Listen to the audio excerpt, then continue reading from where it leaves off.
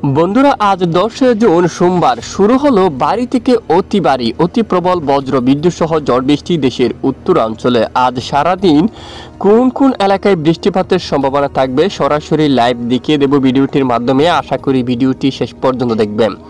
ভালো লাগলে একটি লাইক করবেন, আর সবার আগে গুরুত্বপূর্ণ আবহাওয়ার খবর পেতে চ্যানেলটি সাবস্ক্রাইব করে পাশের বেল বাটনে ক্লিক করে রাখবেন। আর ভিডিওটি কোন জেলা থেকে লাইভ দেখছেন কমেন্ট করে জানিয়ে দিন।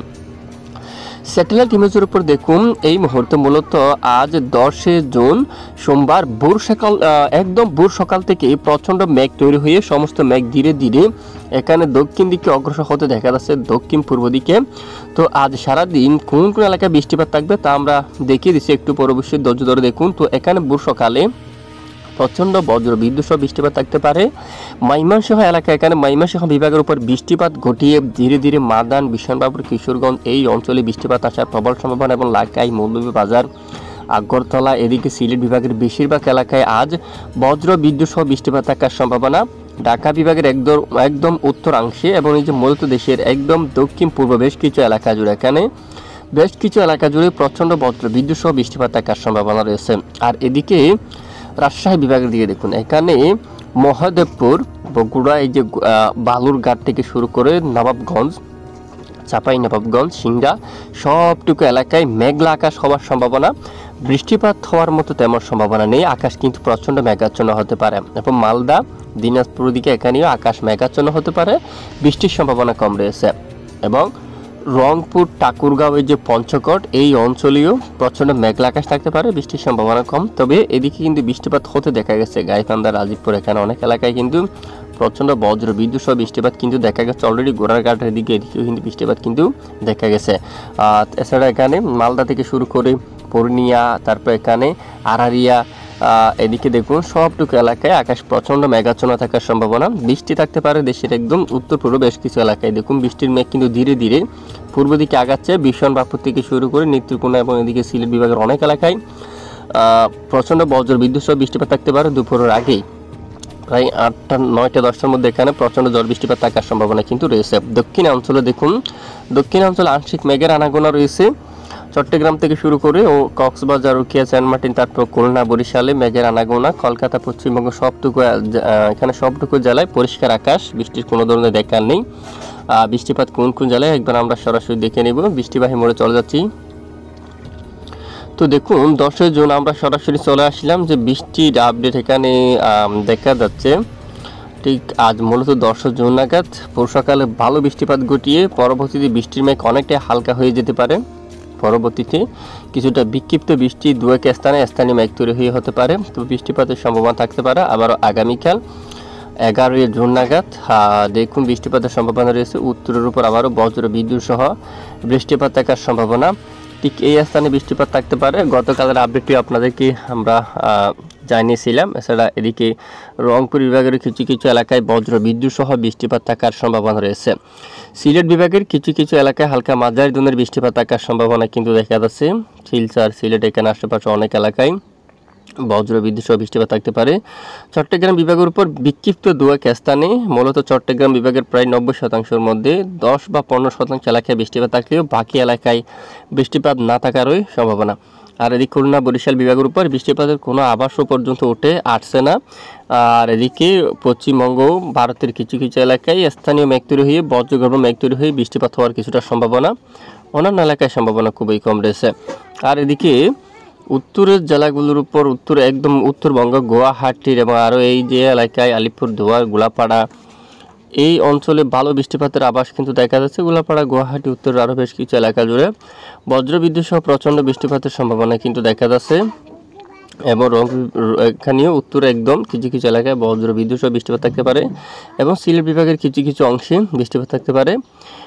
এই যে আমরা ম্যাপটা বড় করে দেখাচ্ছি, এখানে এদিকে দেখুন আপনারা কোচবিহার এই অঞ্চলের দিকে ডুবরি, পঞ্চগড়, তারপরে এদিকে সরঙ্গা এই এলাকায়, শিলিগুড়ির দিকে এদিকে সবটুকু এলাকায় বজ্রসহ প্রচণ্ড ভারী বৃষ্টিপাত থাকতে পারে।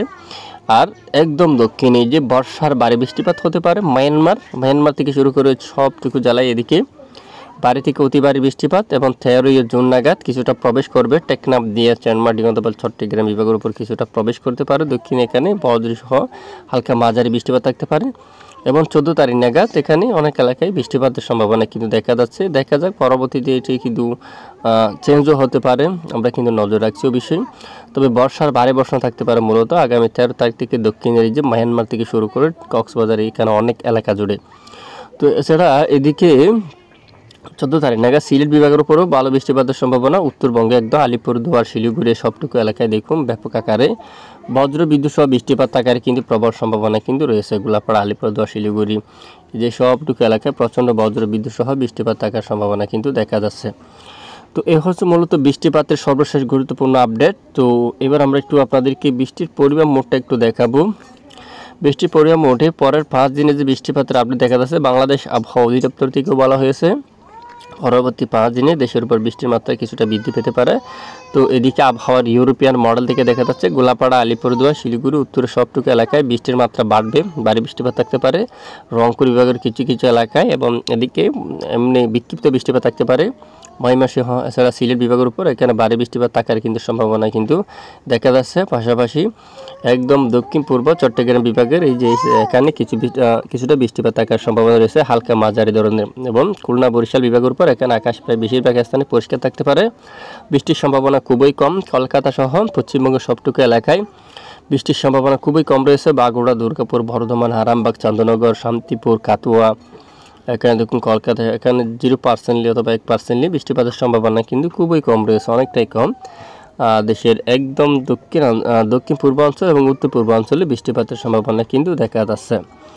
তো এইবার আমরা দেখব তাপমাত্রা, বাংলার কোন কোন এলাকায় তাপমাত্রা কেমন থাকতে পারে। যদি আমরা একটু দেখি আজ 10 জুন সর্বোচ্চ তাপমাত্রা যদি আমরা একটু নজর করি, দেখুন কেমন থাকবে। পশ্চিমবঙ্গের দিকে যদি যাই, রাঞ্চি, ধানবাদ, জামশেদপুর এই সবটুকু এলাকায় দেখুন তাপমাত্রা পারদ, বাঁকুড়া এখানে দেখুন দুর্গাপুর, বাঁকুড়া, পুরুলিয়া, ধানবাদ সবটুকু এলাকায় 43, 41, 42 ডিগ্রি সেলসিয়াসের তাপমাত্রা, মূলত তীব্র তাপপ্রবাহ কিন্তু এখানে রয়েছে।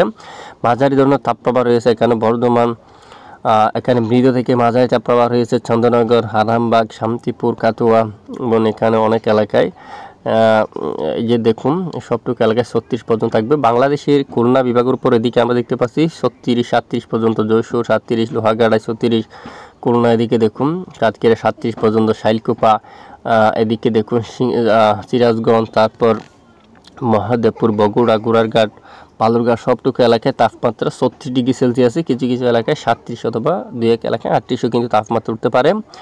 ঢাকা বিভাগে দেখুন সর্বোচ্চ যে এখানেও দেখুন 37 ডিগ্রি সেলসিয়াসে তাপমাত্রা থাকার সম্ভাবনা রয়েছে।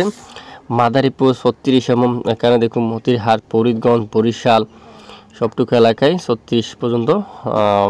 এছাড়া এখানে দেখুন কুমিল্লা, তারপর আগরতলা এখানে কিন্তু কিছুটা কম রয়েছে, এলাকায় মৌলভীবাজার 31, 32 পর্যন্ত তাপমাত্রা থাকার সম্ভাবনা কিন্তু দেখা যাচ্ছে। সিলেট বিভাগের উপর অনেকটাই কম, 31 ডিগ্রি সেলসিয়াসে তাপমাত্রা দেখা যাচ্ছে। চট্টগ্রাম বিভাগে দেখুন 32 ডিগ্রি সেলসিয়াসে তাপমাত্রা থাকার সম্ভাবনা। তো এ হচ্ছে তাপমাত্রা। এবং আগামীকাল যদি একটু দেখি, আগামীকাল 11 জুনের আপডেটে 35 থাকবে ঢাকায়, 32 চট্টগ্রাম বিভাগে, রাজশাহীতে 37, পশ্চিমবঙ্গ ও ধানবাদ এখানে প্রায় 46। তো এ হচ্ছে তাপপ্রবাহের আপডেট, মূলত তাপমাত্রা। এবং গুমোট গরমও থাকতে পারে বেশ কিছু অঞ্চল জুড়ে। ইতিমধ্যে যদি আমরা একটু দেখি এখানে অনেকটাই গুমোট গরম থাকতে পারে। ঢাকা বিভাগের বেশ কিছু এলাকায় অস্বস্তিকর ব্যবসা গুমোট গরম থাকবে। ফরিদপুর, নাগারপুর, পাবনা, শাইলকুপা, সিরাজগঞ্জ থেকে শুরু করে এখানে বেশিরভাগ এলাকায় অস্বস্তিকর ব্যবসা গুমোট গরম থাকার সম্ভাবনা খুবই বেশি। ফরিদগঞ্জ, মতিরহাট থেকে শুরু করে মূলত গোটা দেশের বেশিরভাগ এলাকায় অস্বস্তিকর গুমোট ব্যবসা গরম কিন্তু অব্যাহত থাকবে অলরেডি।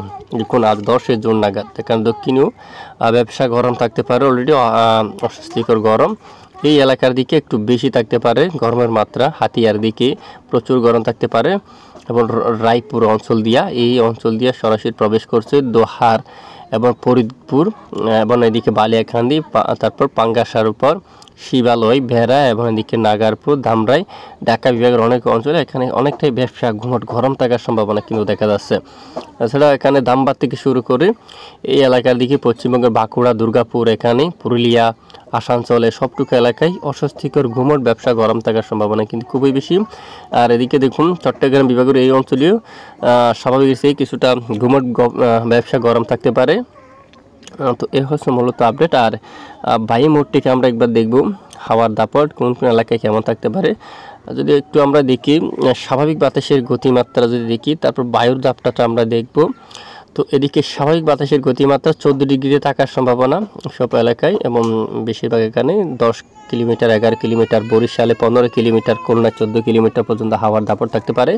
আর ঢাকা বিভাগে এখানে 10 এবং কুমিল্লাতে এখানে আরও কম, তারপর সিলেটে কম, এরকম দমকা হাওয়াকার বাতাসের গতিমাত্রা থাকতে পারে প্রায় 30 কিলোমিটার পর্যন্ত। এখানে প্রায় দেখুন 33 পর্যন্ত চট্টগ্রাম বিভাগে, এবং উপকূলীয় অঞ্চলে যদি আমরা দেখি 35 ডিগ্রি সেলসিয়াস কলাপাড়ায়ও দেখুন, 37 ডিগ্রি সেলসিয়াস খুলনা এবং বরিশাল এলাকায়, সবটুকু এলাকায় 40 কিলোমিটার পর্যন্ত দমকা বাতাস বইতে পারে কিছুটা। এই হচ্ছে আজকের রিপোর্ট। এটুকু সঙ্গে থাকার জন্য ধন্যবাদ।